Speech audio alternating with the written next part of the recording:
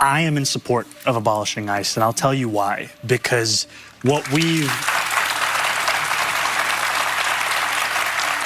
see is an entity that has no interest in fulfilling its stated reason to exist. We're seeing a government agency that is supposed to be enforcing some kind of immigration law, but instead what it's doing is terrorizing people, no matter their immigration status, no matter the facts of the law, no matter the facts of the case. And I'm tired of waking up every day and seeing a new image of someone being dragged out of a car, dragged out of their home, dragged out of their life. What we need to see is humanity. And there is a way to care about immigration in this city and in this country with a sense of humanity. What we're seeing from ICE is not it, and we have not seen that from them in a long, long time.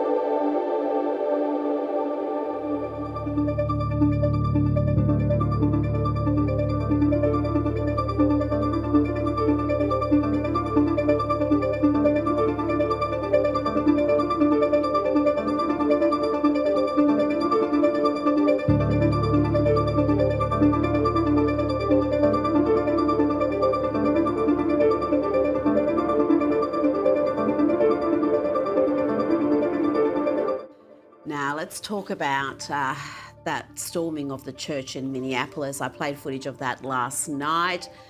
Just incredible scenes to see these anti-Trump, anti-ICE protesters storming a church. They were joined by Don Lemon, and here he lectures the preacher about what Jesus would really want. What do you think of this? I mean, this is unacceptable. It's shameful.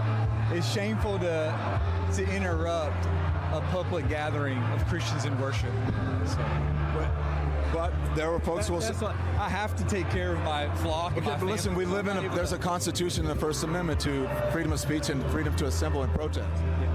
We're here to worship. We're here to worship Jesus because that's the hope of these cities. That's the hope of the world is Jesus Christ. I want to be very respectful. Please don't push me, though. We're here to worship Jesus. Yes. That's why we're here. Yes. Okay. That's why we're here. Okay. That's what we're about. Don't you think Jesus would be understanding we're about and love these folks? We're about spreading the love of Jesus. I mean, the nerve of him saying, "Oh, don't touch me," as he gets into the man's personal space, telling him what Jesus would really want. There are calls now. People are irate about this. It's like they've crossed a line. And there are calls for everyone involved in that action to be investigated, to possibly be charged. There are Assistant Attorney General Harmeet Dillon, head of the Civil Rights Division, is exploring the FACE Act, which is about protecting freedom to worship and religious freedom. Don Lemon and the others are, of course, going to argue freedom of speech and the First Amendment, and that will run its course depending on how far they prosecute. But this did disrupt a place of worship during a time of worship, and so there is some argument there that legal scholars are saying there might be a case. I do think the Trump administration also understands the power of setting examples, like making examples of people, and you get one or two high-profile ones like this, since Don Lemon is involved.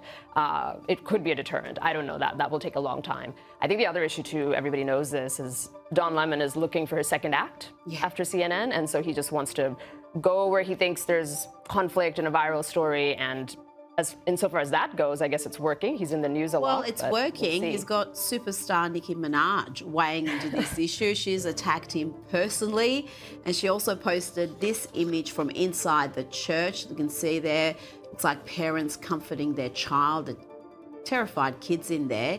She wrote, "The world is watching." Kosha Minaj has really leaned into defending Christians and Christianity. We saw her talk about persecuted Christians in Nigeria, and now churchgoers in Minneapolis. And Don Lemon probably didn't see that coming, because you're right, superstar with many more fans online than him. She is leaning in, and it kind of links to the previous topic too. Another example of somebody from the entertainment industry daring to buck the trend, or come out in support of religion. You see them here and there, but it used to be anathema. It used to be career suicide. To do that, I guess she's too big to cancel, and it is refreshing because she does lend a different credibility to the cause. She brings a different audience that's maybe more open or willing to listen to her than somebody of the right, and I think it's a good thing. Now, we're seeing these protests ramp up. Obviously, a lot happening in Minnesota, but also elsewhere in the country. They have a day of protest coming up in the next 24 hours. How do you see that impacting the midterms? It's months away, but does it help Donald Trump, or does it paint a picture of chaos and disunity, and is it just going to help the Democrats really get a fantastic result come November? Yeah, you put your finger on a key question. I think I was looking at some of the polling where 67% of Republicans are fully in support of it. They want all illegals out, not just violent illegals who went on to commit violent crimes, but all illegals. That is a massive shift. The party was not there even 10 years ago.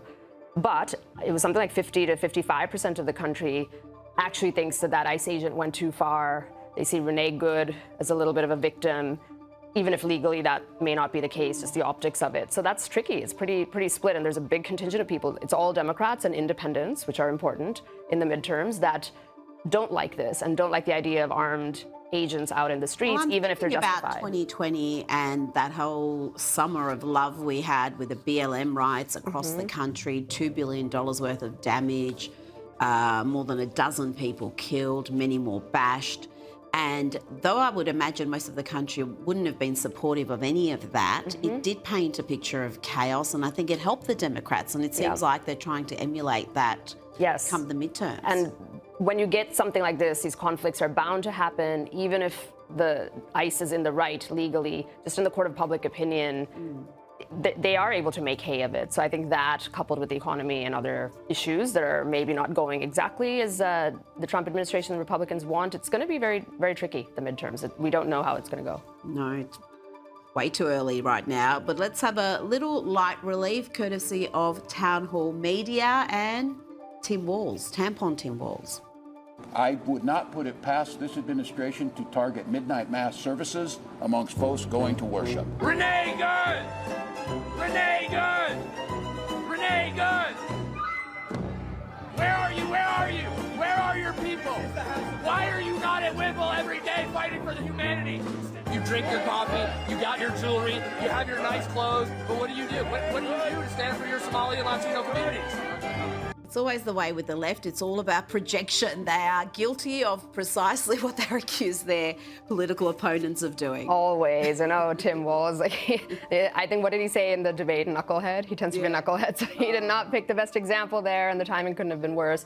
He is in hot water. This whole gigantuan level of fraud that's coming out of Minnesota while he presided over that state as governor, we are just at the tip of the iceberg of that story, and he is implicated, whether by actively being involved or just being incompetent, whatever it is, in some way he's complicit. I think he is worried about it, and you can see the panic a little bit. Absolutely. I think the best case scenario is he's hopelessly inept and had no idea what was happening under his watch. That is the best case scenario. Yes. The other option is he's complicit and he could be facing some serious charges.